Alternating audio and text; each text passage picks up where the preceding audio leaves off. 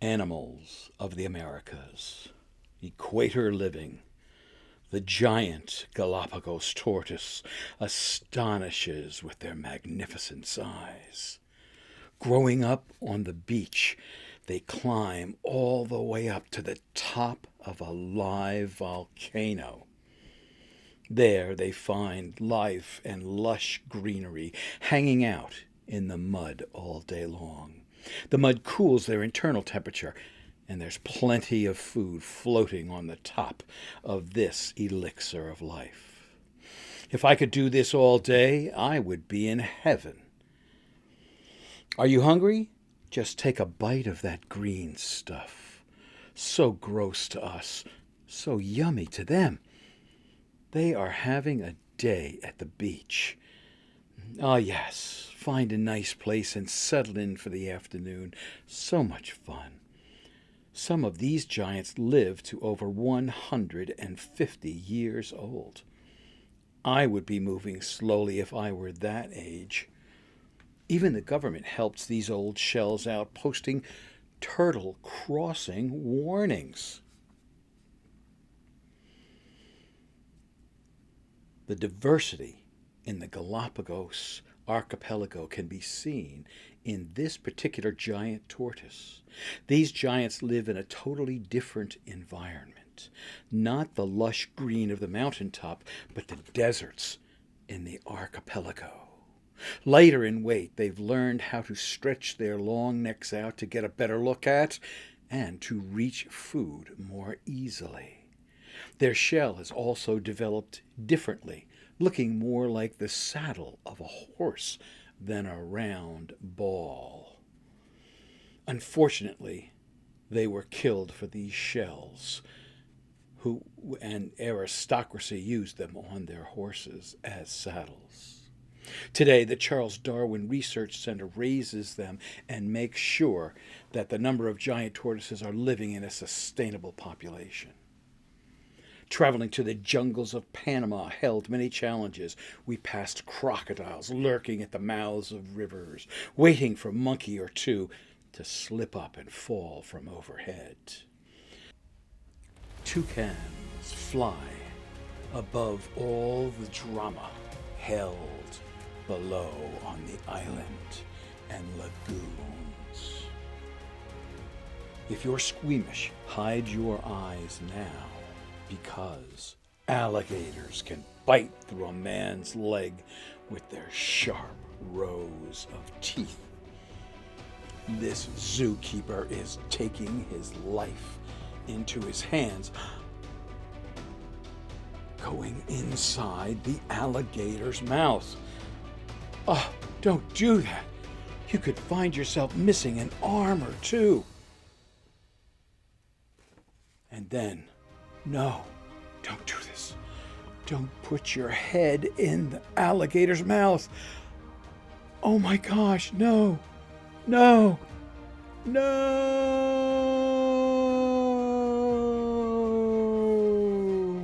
The jaws of death are all we could think about. This is a scary animal. The coati is a cute little fuzzy animal. But be careful. They are cousin to the raccoon of North America. Crafty and hungry, they'll steal your food right out from under you.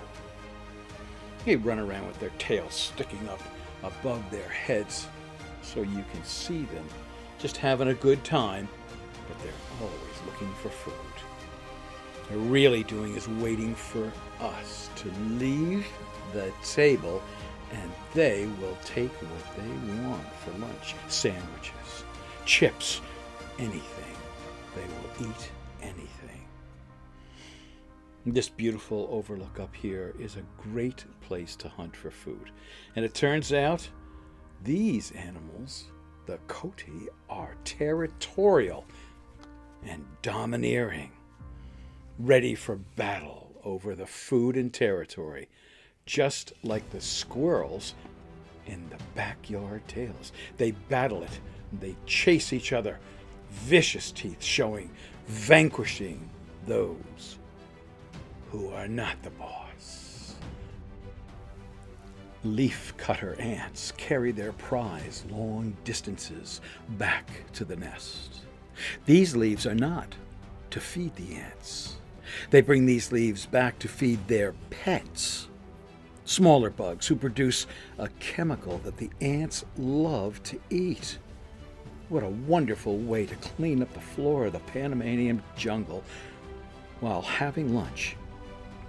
This bread line of production is a terrific elevator, bringing food back in an efficient way to feed everyone.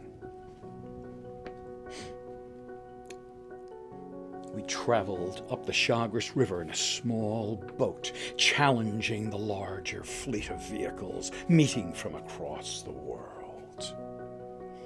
Looking up in the trees, way up there, and needing binoculars to see the sloth. Look at the size of those nails. What a life living at the very treetops, so high up.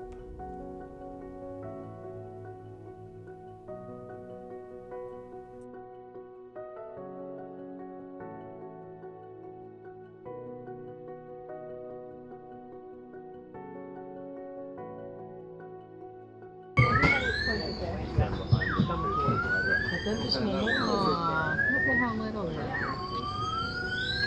Oh, yeah.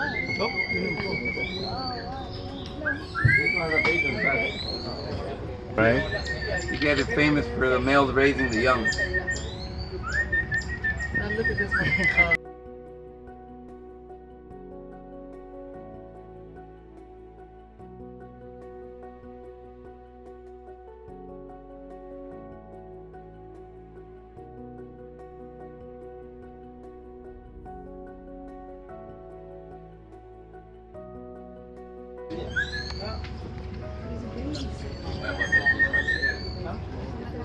Baby's on the back. You see the baby on the back?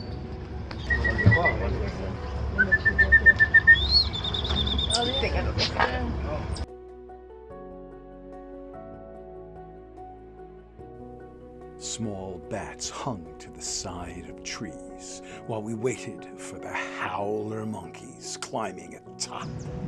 They look like termite nests. You can see. They're right, that's up in the trees. You guys see them? If anyone wants binoculars, we'll turn the boat around so you guys can see them. Okay. These islands in Gadsden Lake are populated with howler monkeys. They manage to survive okay because they have plenty of leaves. Plenty of leaves to eat up in the trees. They eat foliar, they eat leaves and flowers.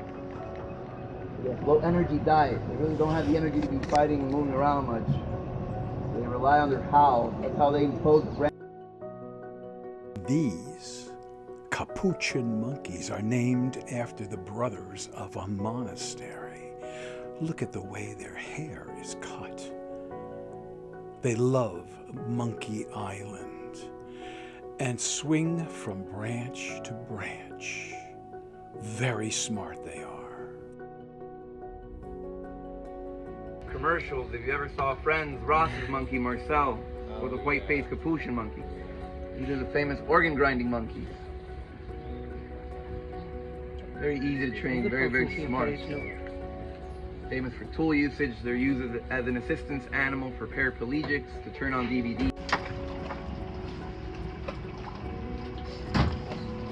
Yes, they get their name Capuchin from the Capuchin monks with the funny little haircuts.